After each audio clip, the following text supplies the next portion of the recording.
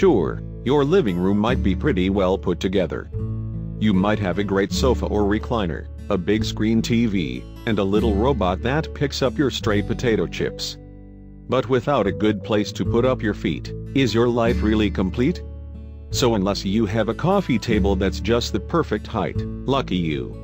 You're going to want to take a look at this incredible dye project. Everyone wants a luxurious place to rest their feet, but not everyone can afford a nice coffee table.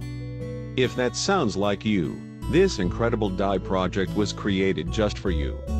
For starters, you'll need rope, 2 pieces of thin wood, a drill, a glue gun, and some sealant. Oh, and a tire.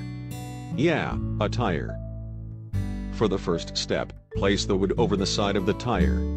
Now, drill several holes around the rim of the wood, all the while being sure to keep them lined up. This step will be necessary going forward. Then, secure the pieces of wood in place using a series of screws. You'll also want to be sure that you get them as tight as possible without stripping them. Once you're finished, go back around and be sure they're all equally tightened. Once the wood is firm and securely in place, find the center. You can measure the radius with a tape measure or simply eyeball it. Now, begin gluing the rope in a spiral pattern from the center of the wood outward. While you begin to spiral the rope on the surface of the wood outward, be sure to keep gluing the edges of the rope in place.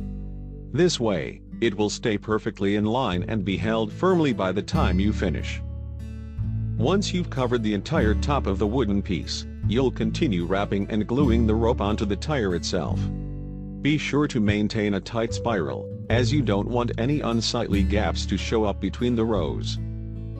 When you get halfway through spiraling the rope, and the glue you've already laid has dried, flip the tire over and continue until you reach the wooden panel on the bottom. You'll notice it's much easier to work your way up than down.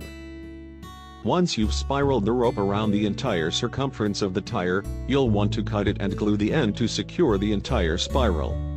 Be sure that you filled it entirely, since you don't want to have to add more rope if you miss any pieces.